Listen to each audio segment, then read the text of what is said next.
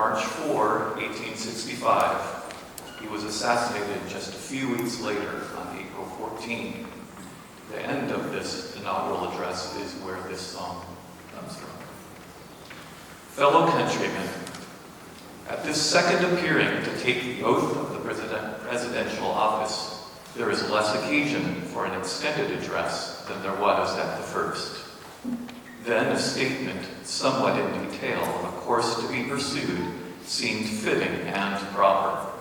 Now, at the expiration of 4 years, during which public declarations have been constantly called forth on every point and phase of this great contest, which is of primary concern to the nation as a whole, little that is new could be presented.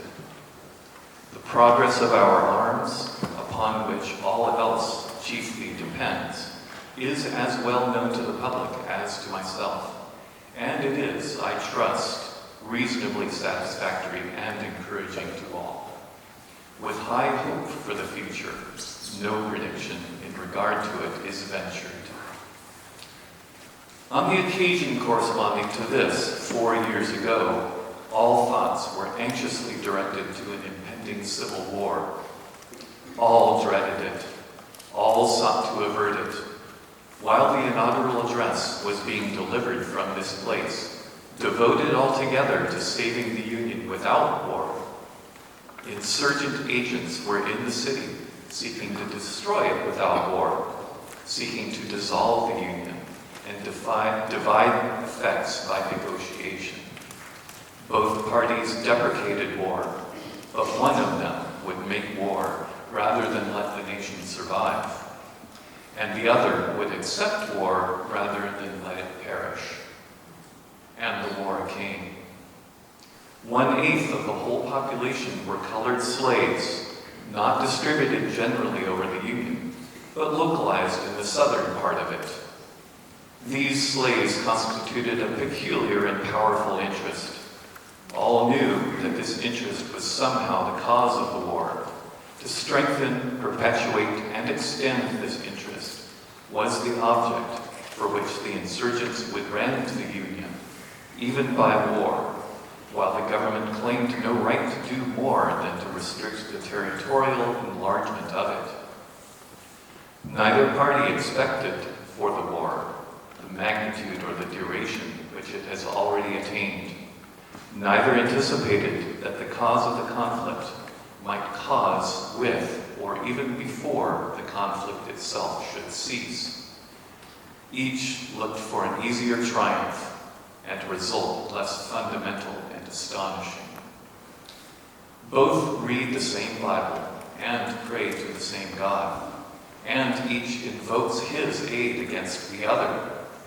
It may seem strange that any man should dare to ask a just God's assistance in wringing their bread from the sweat of other men's faces. But let us judge not, that we be not judged. The prayers of both could not be answered. That of neither has been answered fully. The Almighty has his own purposes. Woe unto the world because of offenses, for it must needs be that offenses come. But woe to that man by whom the offense cometh. If we shall suppose that American slavery is one of those offenses which, in the providence of God, must needs come, but which, having continued through his appointed time, he now wills to remove, and that he gives to both North and South this terrible war, as the woe due to those by whom the offense came. Shall we discern therein any departure from those divine attributes which the believers in a living God always ascribe to him? Fondly do we hope, fervently do we pray, that this mighty scourge of war may speedily pass away.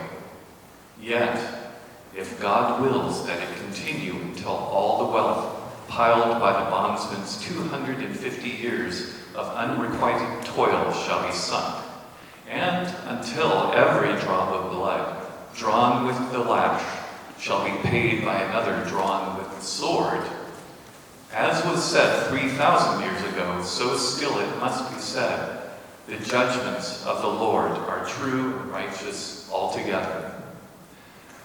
With malice toward none, with charity for all, with firmness in the right, as God gives us to see the right, let us strive on to finish the work we are in, to bind up the nation's wounds, to care for him who shall have borne the battle, and for his widow and his orphan, to do all which may achieve and to cherish a just and lasting peace among ourselves and with all nations.